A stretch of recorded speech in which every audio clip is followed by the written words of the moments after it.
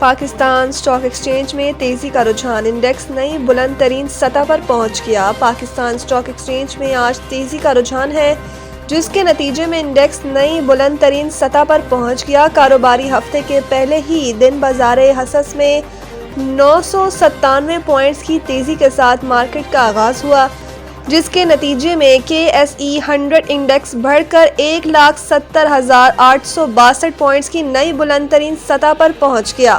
بعد ازاں مارکیٹ میں اتار چڑھاؤ جاری رہا اور مجموعی طور پر 525 پوائنٹس کی تیزی کے ساتھ انڈیکس 1,70,369 پوائنٹس کی سطح پر آ گیا، جس کے بعد مزید بڑھتے ہوئے 974 پوائنٹس کے اضافے سے 1,70,829 پوائنٹس کی سطح کو چھو گیا، جو کہ بدستور بازار حصص کی بلند ترین شرح ہے۔ واضح رہے کہ پاکستان اسٹاک ایکسچینج کے لیے رواں سال غیر معمولی رہا ہے، جہاں بینچ مارک KSE 100 انڈیکس میں تقریباً 40% اضافہ ہوا، جو خطے کی بیشتر منڈیوں سے کہیں بہتر کارکردگی ہے۔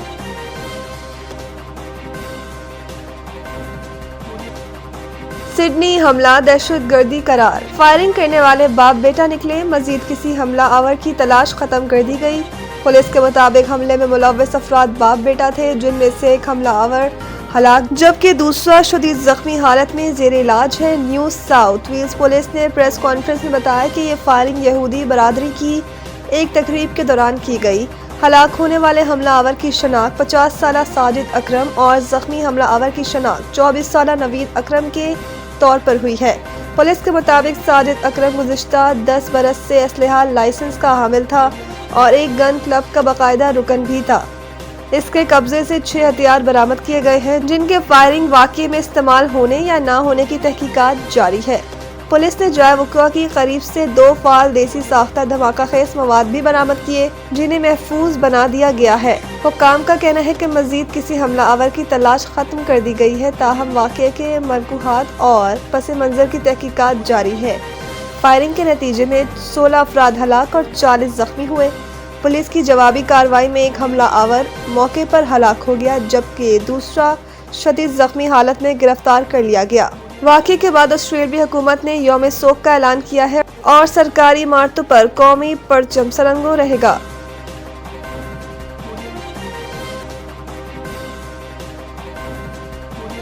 پاک بحریہ کا فضا تک مار کرنے والا میزائل کے فائر پاور کا شاندار مظاہرہ۔ پاک فوج کے شعبہ تعلقات عامہ ISPR کے مطابق پاک بحریہ نے شمالی بحیرہ عرب میں FM-19NER سطح آب سے فضا تک مار کرنے والے میزائل کی کامیاب لائیو فائرنگ کے ذریعے اپنی جنگی صلاحیت اور آپریشنل تیاری کا مظاہرہ کیا۔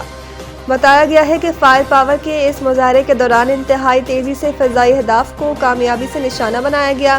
لائیو میزائل فائرنگ کا کامیاب مظاہرہ پاک بحریہ کی آپریشنل صلاحیت اور حربی تیاری کا منہ بولتا ثبوت ہے۔ ترجمان کے مطابق commander Pakistan fleet rear admiral Abdul Muneeb نے فائر پاور ڈسپلے کا مشاہدہ کیا اور پاک بحریہ کی آپریشنل تیاری پر اطمینان کا اظہار کیا۔ کمانڈر پاکستان فلیٹ نے فائرنگ میں حصہ لینے والے افسران اور جوانوں کی پیشہ ورانہ مہارت، عزم اور لگن کو سراہتے ہوئے کہا کہ پاک بحریہ ہر صورت ملکی سمندری دفاع اور قومی بحری مفادات کے تحفظ کے لیے پرعزم ہے۔ فلیٹ کمانڈر نے اس عزم کا اعادہ کیا کہ پاک بحریہ کسی بھی چیلنج سے نمٹنے کے لیے ہمہ وقت تیار ہے۔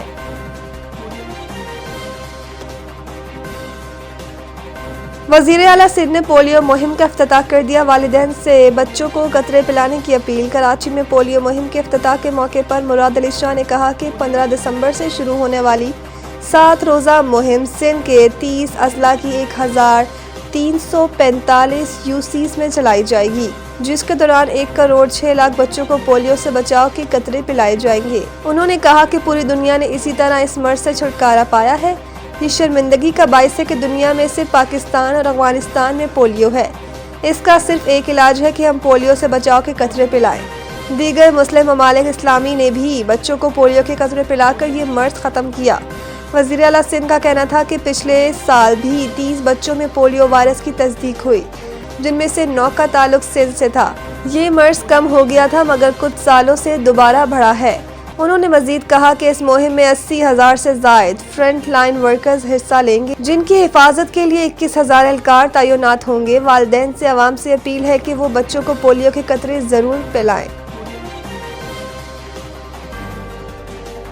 شدید دھند سے حد نگاہ کم موٹر وے کو مختلف مقامات سے بند کر دیا گیا۔ ملک کے مختلف شہروں میں دھند کے باعث حد نگاہ کم ہونے سے موٹر وے کو متعدد مقامات سے بند کر دیا گیا۔ موٹر وے M3 فیض پور سے درخانہ تک، جبکہ موٹر وے M4 کو پنڈی بھٹیا سے عبدالحکیم تک بند کر دیا گیا۔ موٹر وے M5 شیر شاہ سے ظاہر پیر تک بند کی گئی۔ قومی شاہراہوں پر بھی حد نگاہ انتہائی کم ہونے کے باعث ٹریفک کی روانی شدید متاثر ہے۔ ترجمان موٹر وے پولیس نے شہریوں کو فوگ لائٹس استعمال کرنے اور غیر ضروری سفر سے گریز کرنے کی ہدایت کی ہے۔